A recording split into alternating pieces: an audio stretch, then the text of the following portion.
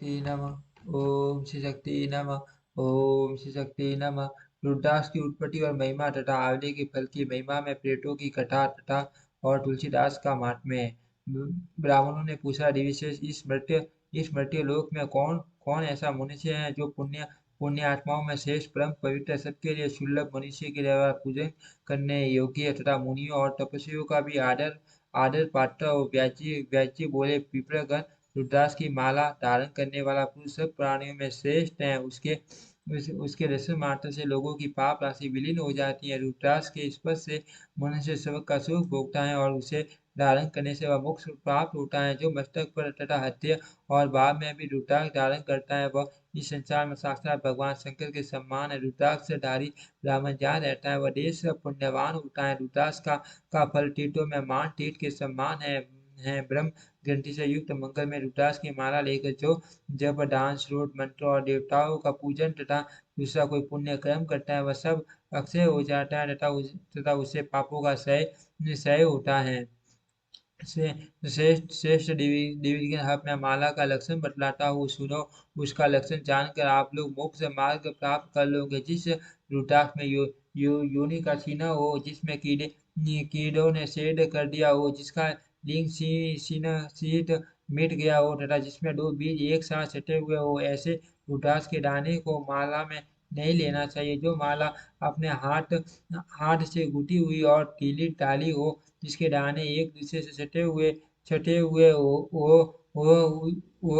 अथवा शुद्ध आदि, जिस मनुष्य को जिसे गुटा हो ऐसी माला अशुद्ध होती है, उसका दूसरे से ही परित्याग कर देना चाहिए। जो सर्प के समान आकार वाली, एक ओर से बड़ी बड़ी और कमलसूत्री नक्षत्रों से भी शोभा धारण करने वाली, सुमेरु से युक्त तथा छठी घंटी के कारण सूर्य वही माला उत्तम मानी गई है। विद्वान पुरुषों को वैसी ही माला पर जप करना चाहिए। उपर्युक्त लक्षणों से सूर्य रुद्राक्ष की माला हाथ में लेकर मध्यम मध्यम अंगुली से लगे हुए दोनों को कर्म से अंगूठे से सकाते हुए जप करना चाहिए। मेरु के पास पहुंचने पर माला को हाथ से बार बार घुमा लेना चाहिए। मेरु का उल्लंघन करना उचित नहीं। वैदिक, पौराणिक तथा आगम मुक्त जितने भी मंत्र हैं, सब रुद्राक्ष माला पर जप करने से अभीष्ट फल के उत्पादक और मोक्षदायक होते हैं। जो रुद्राक्ष माला से छूटे हुए जल को मस्तक पर धारण करता है, वह सब पापों से शुद्ध होकर अक्षय पुण्य का भागी होता है। रुद्राक्ष माला का एक एक बीज एक एक देवता के समान है। जो मनुष्य अपने शरीर में रुद्राक्ष धारण करता है, वह देवताओं में श्रेष्ठ होता है। ब्राह्मणों ने पूछा, गुरुदेव, रुद्राक्ष की उत्पत्ति कहाँ से हुई तथा वह इतना पवित्र कैसे हुआ? व्यास जी बोले, ब्राह्मण, पहले किसी सतयुग में एक टीपू नामक दानव रहता था। वह देवताओं का वध करके अपने अंतरिक्षधारी नगर में शिव जाता था। ब्रह्मा जी के वरदान से प्रबल होकर वह संपूर्ण लोगों के विनाश की चेष्टा कर रहा था। एक समय देवताओं के निवेदन करने पर भगवान शंकर ने यह भयंकर समाचार सुना। सुनते ही उन्होंने अपने आजगव नामक धनुष पर विकराल बाण चलाया और उसे दानव को दिव्य दृष्टि से देखकर मार डाला। दानव आकाश से टूटकर गिरने वाली बहुत बड़ी लूला के समान इस पृथ्वी पर गिरा। इस कार्य में अत्यंत श्रम होने के कारण रुद्रदेव के शरीर से पसीने की बूंदें टपकने लगी। उन बूंदों से तुरंत ही पृथ्वी पर रुद्राक्ष का महान वृक्ष प्रकट हुआ। इसका फल अत्यंत गुप्त होने के कारण साधारण जीव उसे नहीं जानते। तदनंतर एक दिन कैलाश के शिखर पर विराजमान हुए देवाधिदेव भगवान शंकर को प्रणाम करके कार्तिकेय जी ने कहा, तात में रुद्राक्ष का यथार्थ फल जानना चाहता हूँ। उस पर जप करने अथवा उसका धारण दर्शन अथवा स्पर्श करने से क्या फल मिलता है? भगवान शिव ने कहा, रुद्राक्ष के धारण करने से मनुष्य संपूर्ण पापों से छूट जाता है। यदि कोई हिंसक पशु भी एक कंठ में रुद्राक्ष धारण करके मर जाए तो रुद्र स्वरूप हो जाता है। फिर मनुष्य आदि के लिए तो कहना ही क्या। जो मनुष्य मस्तक और हृदय में रुद्राक्ष की माला धारण करके चलता है, उसे पग पग पर अश्वमेघ यज्ञ का फल प्राप्त होता है। रुद्राक्ष में 1 से लेकर 16 तक मुख होते हैं। जो कितने भी मुख वाले रुद्राक्ष को धारण करता है, वह मेरे समान होता है। इसीलिए पुत्र, आप पूरा प्रयत्न करके रुद्राक्ष धारण करो। धारण करो। जो जो रुद्राक्ष धारण करके इस भूतल पर प्राण त्याग करता है, वह सब देवताओं से पूजित होकर मेरे रमणीय धाम को जाता है। जो मृत्यु लोक में मस्तक पर एक रुद्राक्ष की माला धारण करता है, वह शैव वैष्णव शाक्त गणेश गणेशोपासक और सूर्योपासक सब कुछ है। जो इस प्रसंग को पढ़ता पढ़ाता सुनता और सुनाता है, वह सब पापों से मुक्त होकर सुखपूर्वक मोक्ष लाभ करता है। कार्तिकेय जी ने कहा, जगदीश्वर, मैं अन्य फलों की पवित्रता के विषय में भी प्रश्न कर रहा हूँ। सब लोगों के हित के लिए ये बतलाइए कि कौन कौन से फल उत्तम है। ईश्वर ने कहा, बेटा, आंवले का फल समस्त लोकों में प्रसिद्ध और परम पवित्र है। उसे उसे लगाने पर स्त्री और पुरुष सभी जन्म मृत्यु के बंधन से मुक्त हो जाते हैं। ये पवित्र फल भगवान श्री विष्णु को प्रसन्न करने वाला एवं शुभ माना गया है। इसके इसके भक्षण मात्र से मनुष्य सब पापों से मुक्त हो जाता है। आंवला खाने से आयु बढ़ती है, उसका जल पीने से धर्म संचय होता है और उसके द्वारा स्नान करने से दरिद्रता दूर होती है तथा तथा सब प्रकार के ऐश्वर्य प्राप्त होते हैं। कार्तिक के जिस घर में आंवला सदा मौजूद रहता है, वहाँ दैत्य और राक्षस नहीं जाते। एकादशी के दिन यदि एक ही आंवला मिल जाए तो उसके सामने गंगा, काशी और पुष्कर आदि तीर्थ कोई विशेष महत्व नहीं रखते।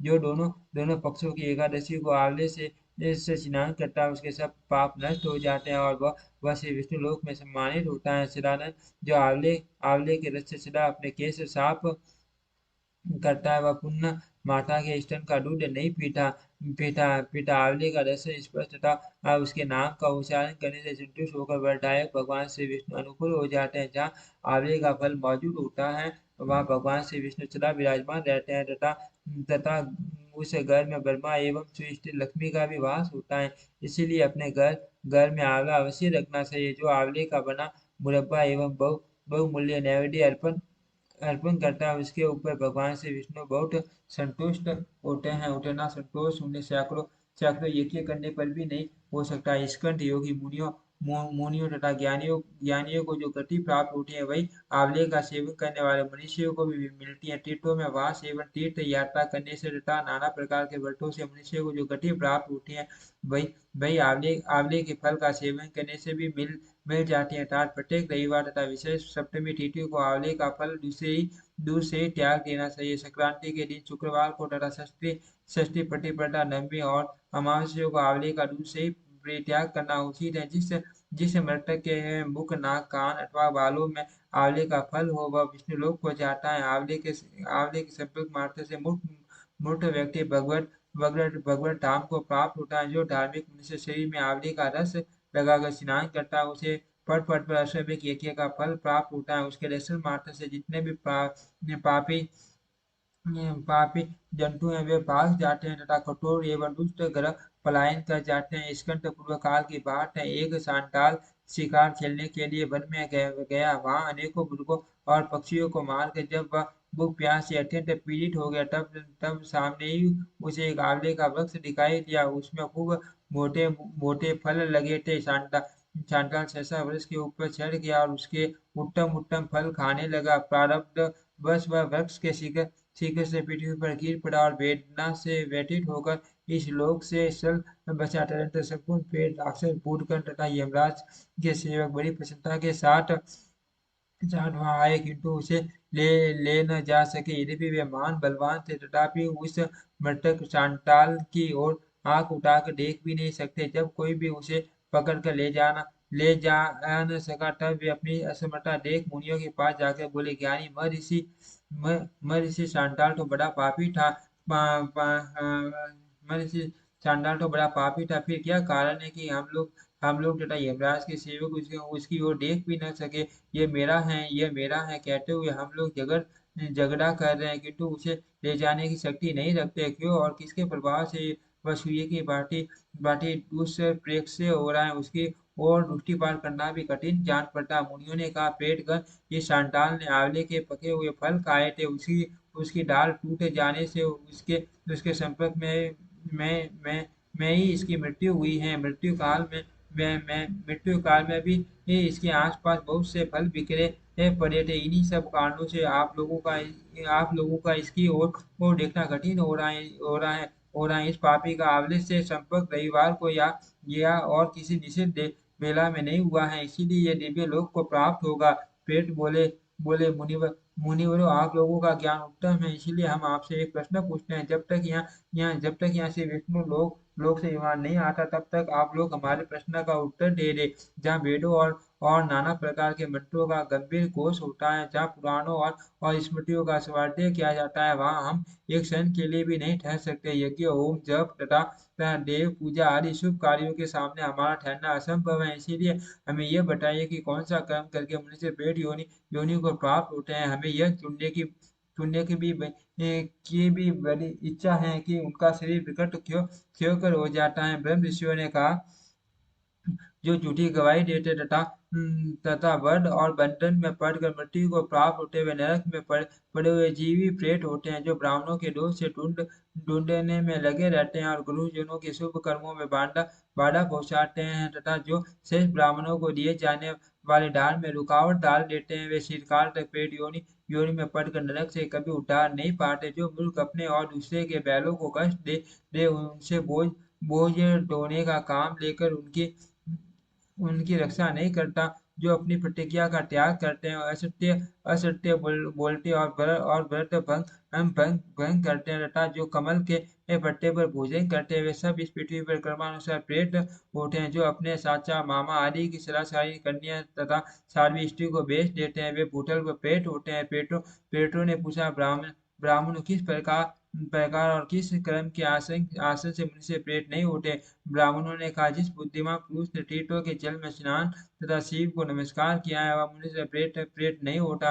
जो एकादशी अथवा द्वादशी को उपवास करके विशेष भगवान श्री विष्णु का पूजन करते हैं, तथा जो वेदों के अक्षर सूत्र स्रोत और मंत्र आदि के द्वारा देवताओं के पूजन में संलग्न रहते हैं, उन्हें भी प्रेत नहीं होना पड़ता। पुराणों के धर्मयुक्त दिव्य वचन सुनने सुनने पढ़ने और पढ़ाने से तथा नाना प्रकार के व्रतों का अनुष्ठान करने और रुद्राक्ष धारण करने से जो पवित्र हो चुके हैं, एवं जो रुद्राक्ष की माला पर जप करते हैं, वे प्रेत योनि में नहीं प्राप्त होते हैं। जो आंवले के फल के रस से स्नान करके प्रतिदिन आंवला खाया करते हैं तथा आंवले के द्वारा भगवान श्री विष्णु का पूजन भी करते हैं, वे कभी पिशाच योनि में नहीं जाते। प्रेत बोले बोले महर्षि और संतों के दर्शन से पुण्य उठा है। इस बात को पौराणिक विद्वान जानते हैं। हमें भी आपका दर्शन हुआ, इसीलिए आप लोग हमारा कल्याण करें। धीर महात्मा, जिस उपाय से हम सब लोगों का प्रेत योनि से छुटकारा मिले, उसका उपदेश कीजिए। हम आप लोगों की शरण में आए हैं। ब्राह्मण बोले, हमारे वचन से आप लोग आंवले का भक्षण भक्षण कर सकते हो, वह आपके लिए कल्याण कारक होगा। उसके प्रभाव से आप उत्तम लोक में जाने के योग्य बन जाओगे। महादेव जी कहते हैं, इस प्रकार ऋषियों से सुन के पिशाच आंवले के वृक्ष पर चढ़ गए और उसका फल लेकर उन्होंने बड़ी बड़ी मौज के साथ खाया। तब देवलोक से तुरंत ही एक पीले रंग का सुरमई विमान उतरा, जो परम शोभायमान था। पिशाचों ने उस पर आरूढ़ होकर सर्वलोक की यात्रा की। बेटा अनेक व्रतों और यज्ञों के अनुष्ठान से जो अत्यंत दुर्लभ दुर्लभ है, वही लोग उन्हें आंवले का भक्षण करने मात्र से मिल गया। कार्तिकेय जी ने पूछा, पिताजी, जब आंवले के फल का भक्षण करने से मात्र से प्रेत पुण्यात्मा होकर स्वर्ग को चले गए, तब मनुष्य आदि जितने प्राणी है, वे भी आंवला आंवला खाने से क्यों नहीं तुरंत स्वर्ग में चले जाते। महादेव जी ने कहा, बेटा, स्वर्ग की प्राप्ति तो उन्हें उन्हें भी होती है, किंतु तुरंत ऐसा न होने में एक कारण है। उनका ज्ञान लुप्त रहता है। वे अपने हित और अहित की बात नहीं जानते, इसीलिए आंवले के महत्व में उनकी श्रद्धा नहीं होती।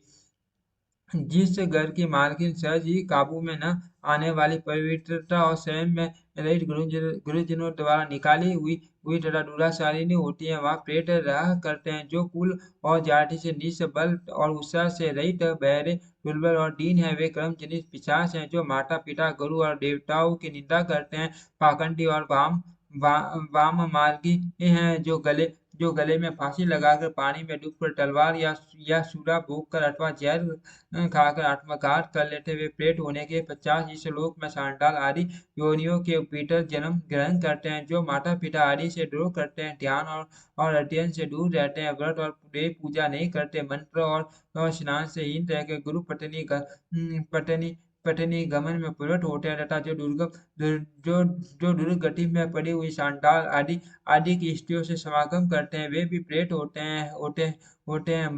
मलेशियों के देश में जिनकी मृत्यु होती है, जो मलेशियों के समान आचरण करते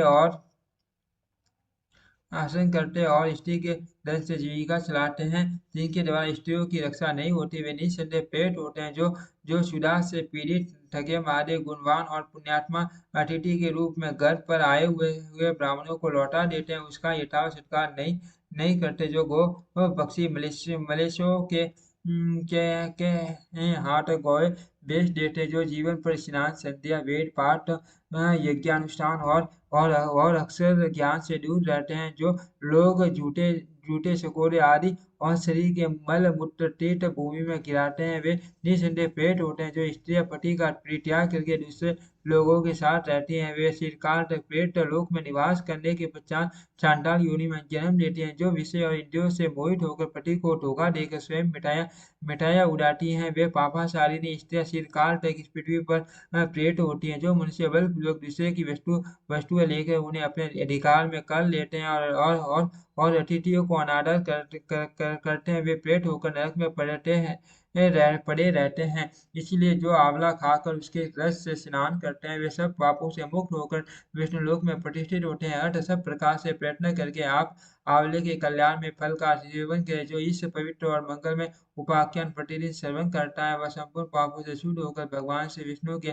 लोक में सम्मानित होता है। जो सराई लोगों में विशेष वैष्णवों में आंवले के महात्म्य का श्रवण करता है वह भगवान श्री विष्णु के सायुज्य को प्राप्त होता है। ऐसा पौराणिकों का कथन है। कार्तिकेय जी ने कहा, प्रभु रुद्राक्ष और आंवला इन दोनों में फलों की पवित्रता तो मैं जान गया। अब मैं ये सुनना चाहता हूँ कि कौन सा ऐसा वृक्ष है जिसका पत्ता और फूल भी मोक्ष प्रदान करने वाला है। महादेव जी बोले, बेटा ये सब प्रकार से पत्तों और पुष्पों की अपेक्षा तुलसी ही श्रेष्ठ मानी गई है। वह परम मंगल में समस्त कामनाओं को पूर्ण करने वाली शुद्ध श्री विष्णु को अत्यंत प्रिय तथा वैष्णवी नाम धारण करने वाली है। वह संपूर्ण लोक में श्रेष्ठ शुभ तथा भोग और मोक्ष प्रदान करने वाली है। भगवान श्री विष्णु ने पूर्व काल में संपूर्ण लोगों का हित करने के लिए तुलसी का वृक्ष रोपा था। तुलसी के पत्ते और पुष्प सब धर्मों में प्रतिष्ठित हैं। जैसे भगवान श्री विष्णु को लक्ष्मी लक्ष्मी और मैं दोनों प्रिय हैं, उसी प्रकार ये तुलसी देवी भी परम प्रिय हैं।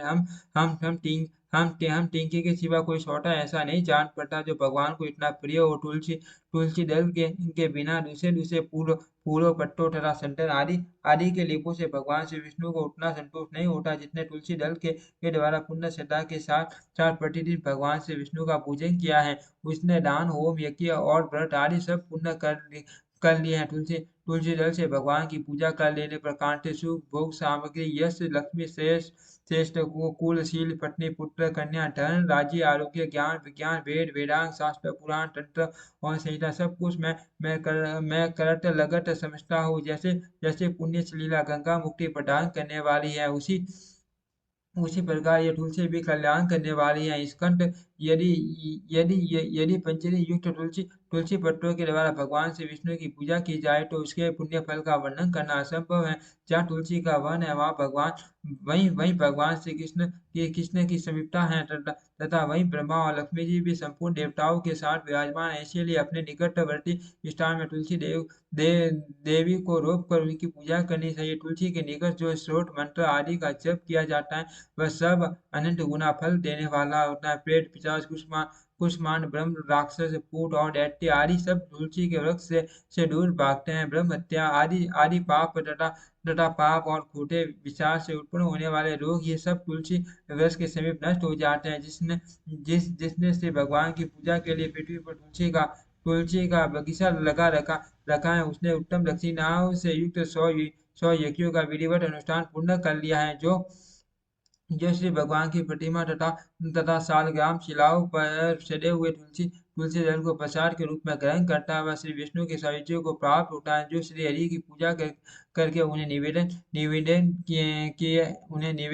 निवेदन किए हुए तुलसी दल को अपने मस्तक पर धारण करता है वह पाप से छूट होकर स्वर्गलोक को प्राप्त होता है। कलयुग में तुलसी का पूजन कीर्तन ध्यान रोपण और धारण करने से वह पाप को जलाती और स्वर्ग एवं मोक्ष प्रदान करते हैं। जो तुलसी के पूजन आदि का दूसरों को उपदेश देता है और स्वयं भी आसन करता है, वह भगवान श्री लक्ष्मीपति के परम धाम को प्राप्त होता है। जो वस्तु भगवान श्री विष्णु को प्रिय जान पड़ती है, वह मुझे मुझे भी अत्यंत प्रिय है। साठ और यज्ञ आदि आदि कार्यों में तुलसी का एक पत्ता भी मान पुण्य प्रदान करने वाला है। जिसने तुलसी की सेवा की है, उसने गुरु ब्राह्मण देवता और तीर्थ सबका भली सेवन कर लिया है। इसलिए सदानंद आप तुलसी का सेवन करो। जो शिखा में तुलसी स्थापित करके प्राणों का परित्याग करता है, वह पाप राशि से मुक्त हो जाता है। राजसूय आदि यज्ञ पार्टी पार्टी के व्रत तथा संयम के द्वारा धीर पुरुष जिस गति को प्राप्त करता है, वह उसे तुलसी की सेवा से मिल जाती है। तुलसी के एक पत्ते से श्री हरि की पूजा करके मनुष्य वैष्णव तत्व को प्राप्त होता है। उनके लिए अन्य अन्य शास्त्रों के विस्तार की क्या आवश्यकता है। जिसने तुलसी की शाखा तथा कोमल पत्तियों से भगवान श्री विष्णु की पूजा की है, वह कभी माता का दूध नहीं पीता, उसका पुनर्जन्म नहीं होता। कोमल तुलसी दलों के द्वारा प्रतिदिन श्री हरि की पूजा करके मनुष्य अपने सैकड़ों और हजारों पीढ़ियों को पवित्र कर सकता है। अर्थात ये मैंने आपसे तुलसी के प्रधान प्रधान गुण बतलाए हैं। संपूर्ण गुणों का वर्णन तो बहुत अधिक समय लगाने पर भी नहीं हो सकता। ये उपाख्यान पुण्य राशि संचय करने वाला है। जो प्रतिदिन इसका सेवन करता है, वह पुण्य पूर्व जन्म के किए हुए पाप तथा जन्म मृत्यु के बंधन से मुक्त हो जाता है। बेटा, इस अध्याय के पाठ करने वाला पुरुष को कभी रोग नहीं हो सताते, अज्ञान उसके निकट नहीं आता, उसकी सदा विजय होती है। ओम श्री शक्ति नमः। ओम श्री शक्ति नमः। ओम श्री शक्ति नमः। ओम श्री शक्ति